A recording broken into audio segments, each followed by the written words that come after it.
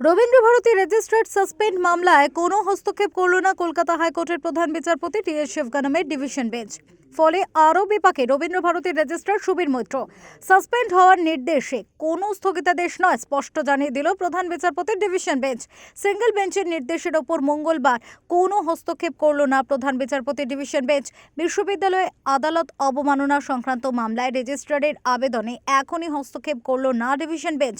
এদিন প্রধান বিচারপতির ডিভিশন বেঞ্চ জানিয়ে দিল সিঙ্গেল বেঞ্চ মামলা শোনার পর বিষয়টি শুনবে ডিভিশন বেঞ্চ। মঙ্গলবার সিঙ্গেল বেঞ্চের আদালত অবমাননা সংক্রান্ত নির্দেশকে চ্যালেঞ্জ করে ডিভিশন বেঞ্চে আসেন রবীন্দ্রভারতী বিশ্ববিদ্যালয়ের রেজিস্ট্রার সুবীর মৈত্র। সোমবার শুনানির পর রেজিস্ট্রার সুবীর মৈত্রকে অহংকারী বলে পর্যবেক্ষণ ছিল সিঙ্গেল বেঞ্চের। এদিন প্রধান বিচারপতি টি.এস. শিবগানাম বলেন, সিঙ্গেল বেঞ্চের বিচারপতি কৌশিক চন্দ্র বলছেন রেজিস্ট্রার অহংকারী। বিশ্ববিদ্যালয়ের সব কার্যকলাপ রেজিস্ট্রারের মাধ্যমেই হয়। রাজ্য বা ইউনিভার্সিটি ডিভিশন বেঞ্চে কোনো অ্যাপিল ফাইল করল না। আপনি ফাইল করলেন? রবীন্দ্রভারতীর রেজিস্ট্রার সুবীর মৈত্রর আইনজীবীকে প্রশ্ন করেন কলকাতা হাইকোর্টের প্রধান বিচারপতি টি.এস. শিবগানাম।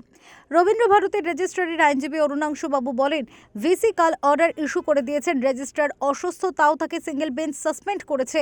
দুপক্ষের আইনজীবীদের সওয়াল জবাবের পর প্রধান বিচারপতি টি.এস. শিবগানাম বলেন, আপনারা সিঙ্গেল বেঞ্চে যান, সেখানে বলুন উনি অ্যারোগেন্ট নয়, উনি অসুস্থ। প্রসঙ্গত, সোমবার রবীন্দ্রভারতীর রেজিস্ট্রারকে সাসপেন্ডের নির্দেশ দেন বিচারপতি কৌশিক চন্দ্র।